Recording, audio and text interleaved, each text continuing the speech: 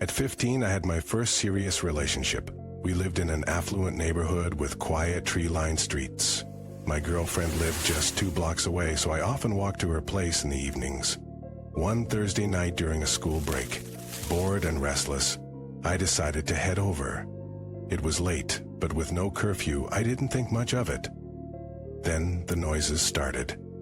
At first, it was just rustling, like something moving through the bush. I glanced back but saw nothing, so I quickened my pace. A few steps later, a sharp crack, like a twig snapping, made me stop and turn. The street was empty, just rows of manicured hedges separating the sidewalk from the houses. No one was there. I sped up, nearly jogging now, her house in sight. Then came the footsteps, light, quick, right behind me. I spun around, still nothing. Heart pounding, I called her, and she answered immediately. I told her about the noises, how freaked out I was. As I stepped onto her driveway, I saw her watching from her bedroom window.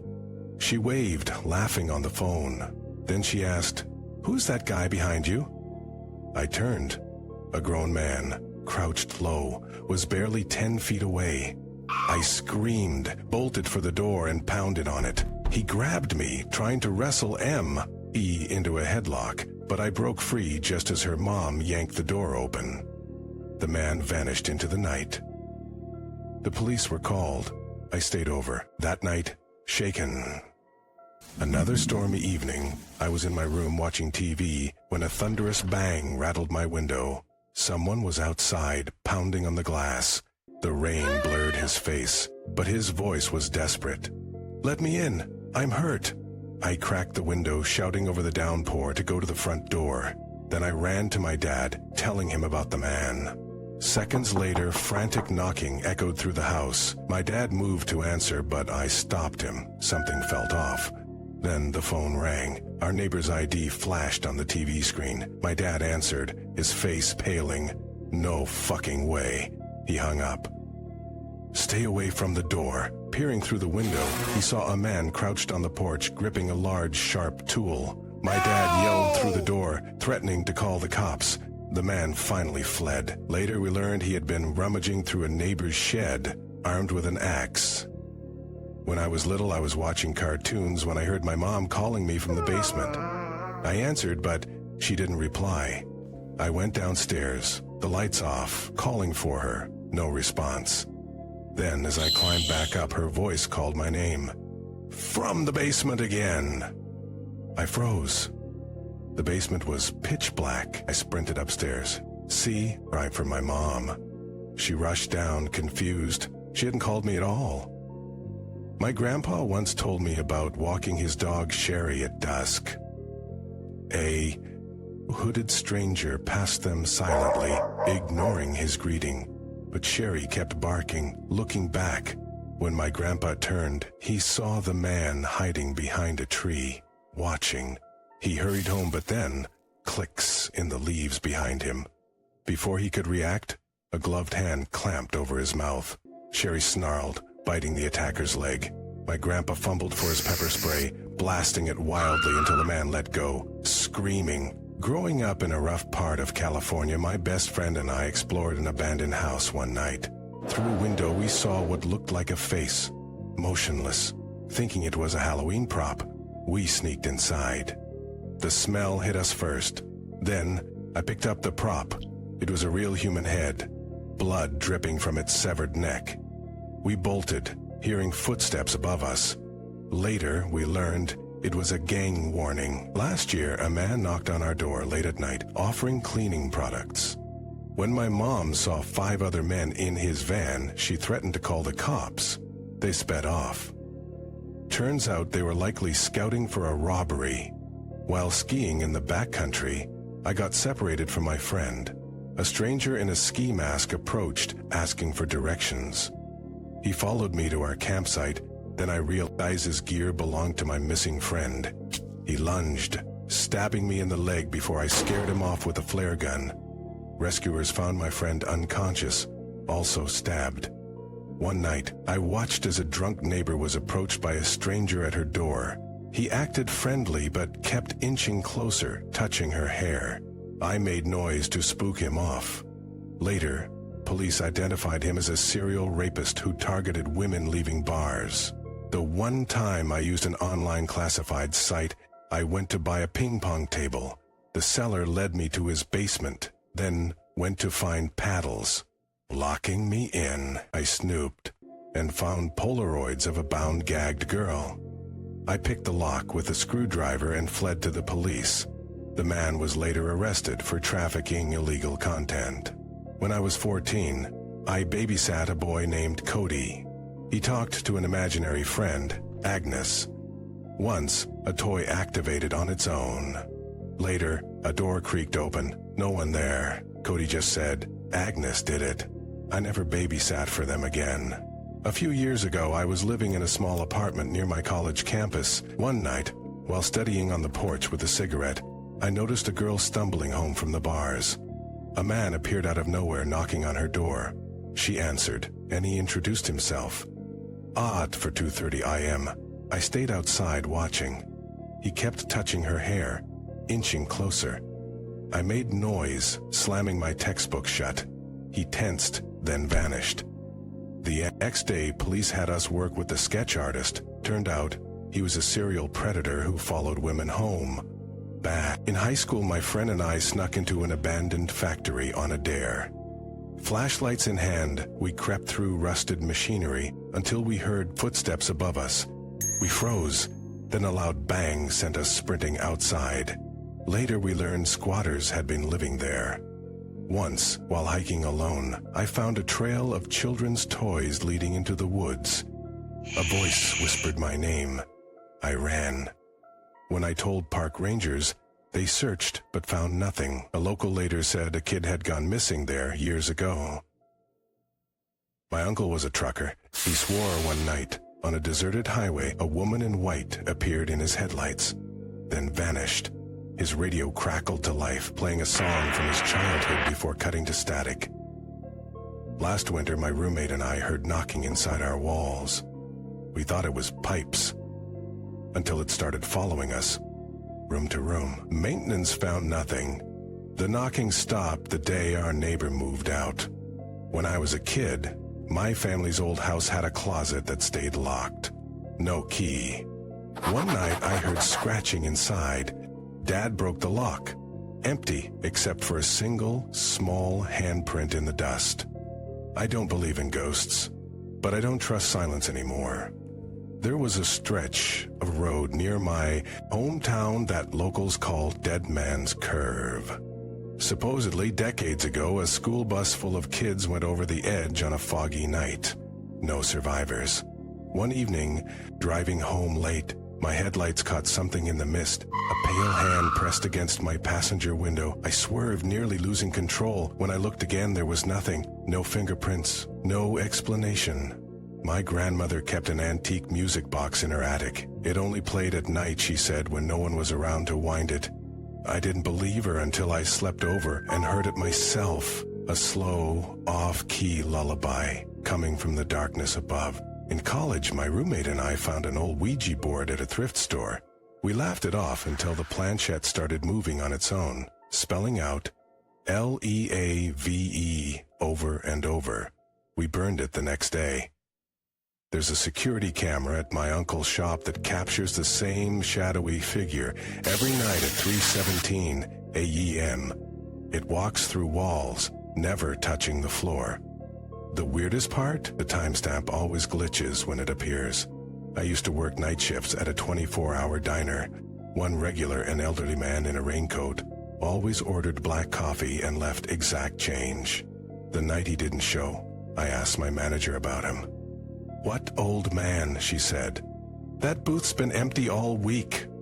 My sister sleepwalks. One night I found her standing in the backyard, whispering through the empty swing set. When I asked who she was talking to, she just said, "The girl who lives under the house." We moved that summer. Sometimes, when I'm alone in the shower, I hear 3 clear knocks on the door. No one's ever there. My therapist says it's stress. My gut says something else. They found the previous tenant of my apartment hanging from the bedroom ceiling fan. The landlord swore they'd replaced it. Last night, The chain started swinging on its own. Oh, I keep a nightlight now, not for monsters, for the things that are worse. The abandoned church at the edge of town had been boarded up since the 1970s after a fire gutted the interior. Kids dared each other to touch its charred doors, claiming you could still smell smoke. One summer night, my friends and I saw flickering light through the broken stained glass. We assumed squatters, until we heard the choir singing. My grandfather's pocket watch stopped the moment he died. We buried it with him. 6 months later, it appeared on my dresser, still frozen at 11:34 p.m. The grave was undisturbed. There's a stretch of woods behind my childhood home where the trees grow in perfect circles. No one planted them that way. Hikers report hearing children giggling there, though no one's ever seen them. Once, I found a single muddy sneaker in the center of the largest ring, still warm. The old woman next door. Her house was built on a Native American burial ground. We laughed until the night her dog started howling at something invisible in the corner of her living room. The next morning, we found claw marks shredded into the wallpaper. Sleep paralysis is one thing, but when you wake up unable to move and see the same shadowy figure sitting on your chest night after night, mouthing words you can't hear, that's something else entirely. They demolished the asylum last year.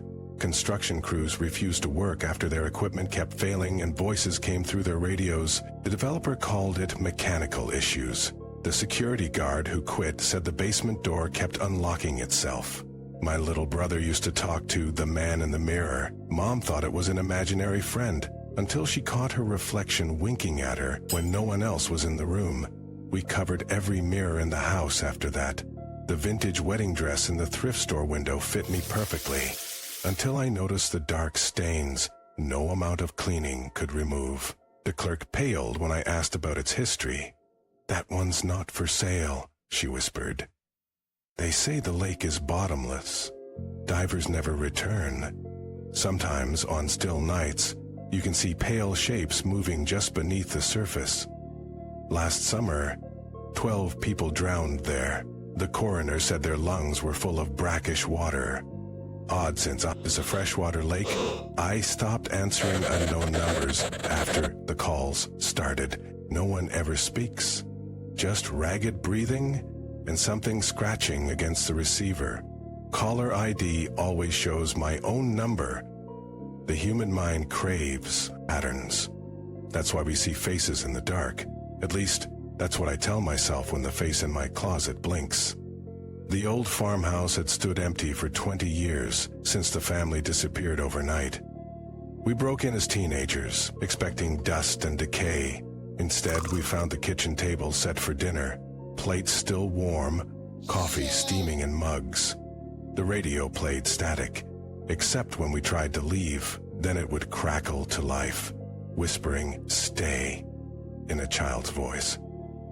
My aunt collected antique dolls. They arrived in perfect condition, but within weeks, their porcelain faces would crack into grimaces, their glass eyes turning milky. She donated them to a church sale.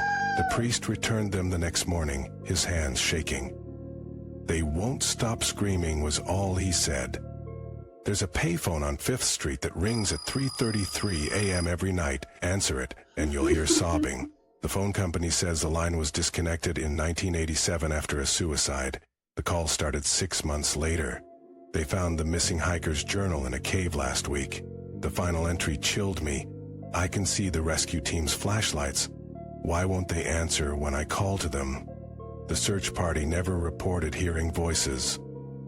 My childhood home had a crawl space no one would enter. Not because of spiders or rats, but because whatever lived down there would whisper your name in your mother's voice whenever you walked past the hatch. The abandoned subway tunnel is supposed to be sealed, but urban explorers keep finding the chain cut. Those who venture in describe flickering lights and the smell of burning metal. Some report seeing a train approaching, one that hasn't run since the 1954 crash that killed 47 people. My sister's sleepwalking got worse after the accident. Now she stands at the foot of my bed, eyes wide open, repeating, "They're waiting in the well." Until I guide her back to her room, the doctors say it's trauma. I haven't told them about the handprints around our old well house. The vintage camera at the flea market seemed like a steal until I developed the first roll of film. Every photo showed the same blurred figure standing just behind me, closer in each shot. The dealer refused to take it back. "It always comes home," he muttered. They found the last night watchman at the museum, curled in the Egyptian exhibit, his fingernails torn from scratching at the sarcophagus lid. His notebook contained one sentence, written over and over. "The mummy isn't inside anymore." I stopped using voice assistants when mine started responding to questions I never asked. Last week it woke me at dawn, volume maxed, repeating, "They're here," in a voice. That wasn't mine. I found it floating in the toilet when I got home from work. The human mind seeks rational explanations.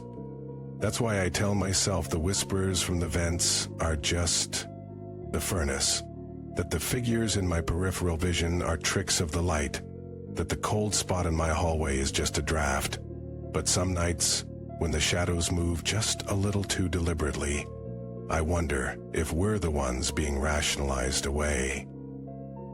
The old Victorian on Elm Street had been vacant since the 90s, its peeling paint and boarded windows keeping curious kids at bay. Last Halloween, my friends dared me to spend the night inside. Around 2 a.m., I heard the distinct sound of a music box playing upstairs, a tune that gradually morphed into a funeral dirge. When I went to investigate, I found all the bedroom doors locked from the inside. They say the forest fire that claimed 12 lives in '78 left one survivor, a little girl who was never found. Hikers still report seeing her at dusk, standing perfectly still between the blackened trees. She never speaks, just holds out a charred teddy bear with eyes that follow you until you're out of sight. My grandfather's war medals went missing after his funeral. We turned the house upside down, searching. That night, I woke to find them arranged in a perfect circle on my dresser, still warm to the touch, as if someone had been holding them tightly for hours. The abandoned drive-in theater screens only static now, except on the anniversary of the '64 disaster when the projector collapsed and crushed 3 teenagers. Locals swear if you park in the back row at midnight, you'll see the original horror film playing, with 4 silhouettes watching from the front seats instead of 3. My childhood cat would hiss at the same empty corner of the basement every night. After she died, I started hearing the same angry growls coming from that spot. Last week, I set up a motion-activated camera down there. The footage shows nothing but darkness and 2 glowing eyes that appear exactly where my cat used to stare. The vintage typewriter I bought at a flea market types by itself sometimes. At first it was just random letters, but lately it's been forming complete sentences. Always in the same shaky handwriting my grandmother had before her stroke.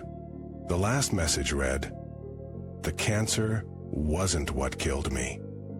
They found the missing jogger's Fitbit, still counting steps 3 weeks after she disappeared.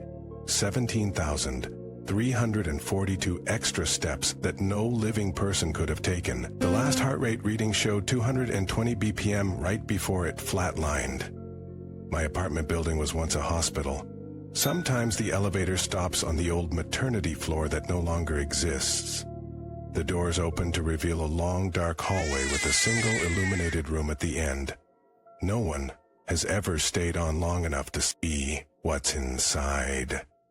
The old sailor at the docks warned me about the laughing fog, a thick mist that rolls in before storms, carrying the sound of children's giggles. He disappeared during last winter's big nor'easter. They found his boat drifting offshore, the radio tuned to dead air, with faint laughter still coming through the static. I stopped using my smart home system after the motion sensors kept detecting someone walking up and down the hallway at 3 a.m. The cameras showed nothing. Then one night I heard my own voice through the speakers saying, "I can see you better now." I found every camera in the house turned to face my bed. They say every town has its secrets. Ours just happened to be louder. The question isn't whether these things are real. It's why they want us to know they're here. And what they'll do when we stop pretending not to notice. The old carousel at the abandoned fairgrounds still turns on windless nights. The calliope plays a slow, warped version of its original tune. Except when children are nearby, then it speeds up. The painted horse's eyes following whoever gets too close. The police chalk it up to vandals, but the footprints in the morning dew are always too small to be teenagers. My grandmother's quilt had a single square that felt colder than the rest, no matter how close to the fire you held it. After she passed, I found a lock of hair sewn into that patch, jet black, though her hair had been white for decades. E-quilt burned itself one night. The fire department said spontaneous combustion was impossible, but the ashes smelled like lavender and wood smoke, just like her perfume. The town library's oldest book can't be checked out, not because of rules, but because it always reappears on the shelf by morning. The librarian told me in hushed tones that one patron managed to take it home in the 80s. They found him the next day, his fingers worn to the bone from scribbling in the margins. The writing wasn't in any known language. There's a single gravestone in the woods behind the old mill, so weathered the name is unreadable. No records exist of who's buried there. Every Halloween, fresh flowers appear, always white lilies, though they don't grow anywhere in the county. Last year, someone dug a small hole next to the grave. The dirt at the bottom was still warm. My uncle's ham radio picks up broadcasts from 1947 every July. The same news report about a missing plane, the same weather forecast, the same jazz record skipping at the end. The FCC says it's interference from a dead station. Then why do the announcers sometimes say my uncle's name? The antique shop's full-length mirror is priced at $666.00. The owner won't explain why, but he polishes it every hour like he's trying to rub something off. Customers report seeing a woman in old-fashioned clothes standing behind them, always just out of focus. The odd part, she's in every photo taken in that shop, even ones from before the mirror arrived. They closed the elementary school's basement after the janitor vanished. His keys were found on the stairs, still swinging like you dropped them mid-stride. Teachers swear they hear chalk writing on the blackboards down there after hours. The security cameras show nothing but dust motes in the air, arranging themselves into letters no one can quite read. The diner's jukebox plays one unlisted song. It's always track 13, no matter what album is selected. The lyrics are in a language that makes your teeth ache, and the singer's voice cracks in the same spot every time. The cook says it started after a drifter died in booth 3. That booth's always reserved now, for whom no one will say. My sister's baby monitor picks up a second voice sometimes. It whispers nursery rhymes, but gets the words wrong. Rockabye baby becomes lock up the baby. The pediatrician says it's radio interference. Then why does the voice get louder when we unplug the monitor? They say every town has its ghosts. Ours just aren't polite enough to stay dead. The real question isn't why these things happen. It's why we keep pretending they don't. And what happens when whatever's watching us decides to stop playing along? The old well behind the farmhouse was boarded up after little Emily vanished in '53. They never found her body. Just her favorite doll floating face down in the water. Now, whenever the moon is full, you can hear faint splashing from below the rotting planks. Last summer, a group of teenagers pulled up the boards on a dare. The next morning, the doll was sitting on the porch swing, its porcelain face cracked into a smile. The midnight train that passes through town doesn't appear on any schedule. Engineers swear the tracks have been out of service since the '89 derailment. But at exactly 12:17 IEM, the crossing lights still flash, the bells ring, and if you stand close enough, You can feel the rush of cold air as something invisible rushes past. Old Mr. Henderson at the gas station claims he once saw faces pressed against the windows, their mouths open in silent screams. My great-aunt's recipe box contained one card written in rust-colored ink. The instructions for Grandma's special cookies called for ingredients no grocery store carries. When I showed it to the local historian, he turned pale. "That's not a recipe," he whispered. "Those are wards." The next day, the card was gone. That night, something scratched at my bedroom door in perfect rhythm to the cookie-making instructions. The abandoned video store's employees-only door is always slightly ajar. Neighborhood kids dare each other to peek inside, but no one ever does. Not after what happened to Tommy Reynolds in 8. He swore he saw thousands of VHS tapes stacked to the ceiling. All label, Ed, with people's names and dates.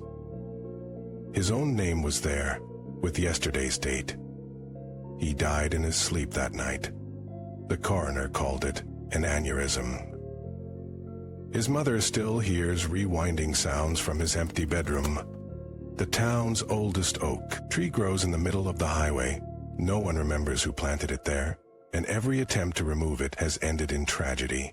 The bark absorbs blood like sponge, and the leaves rustle even when there's no wind. Last autumn, a car crashed into it at high speed. The driver walked away without a scratch. The tree, it grew 6 inches taller by morning. My childhood home had a closet that was always exactly 1 degree colder than the rest of the house. We used it for winter coats until the day I saw my own reflection wink at me from the full-length mirror. The moving company refused to transport that mirror, is still in the house, which has had 12 owners in 10 years. The realtor's listing now calls it a charming fixer-upper with character. The hospital's 4th-floor maternity ward was converted to storage in the 90s. Nurses still report hearing newborn cries from behind the locked doors. The security footage shows nothing, just swinging bassinets and rocking chairs moving on their own. The oddest detail? The temperature drops exactly 13 degrees whenever it happens. Always 13, never 12, never 14. They found the missing journalist's recorder in the woods last month. The last 30 minutes of tape contain oathing but rapid whispering in reverse. When played forward at half sped, the voice clearly says, "It's not the shadows you should fear, it's what casts them." The recorder's battery had been dead for weeks. The antique music box in the parlor plays by itself at 3:33 a.m. My grandmother left me a note with it. Never wind it clockwise. Last night, drunk and curious I did, the tune changed to something darker, and the little ballerina figurine, it turned its head to look at me. This morning, I found all the clocks in the house running backward. They say every town has its secrets, but ours have teeth. And they're getting hungry. The question isn't whether you believe, it's whether that will matter when they come knocking. The truth is, we all hear the whispers in the dark. We all feel the chill when no windows open. We've all turned to find an empty room suddenly, not so empty. These stories aren't just campfire tales.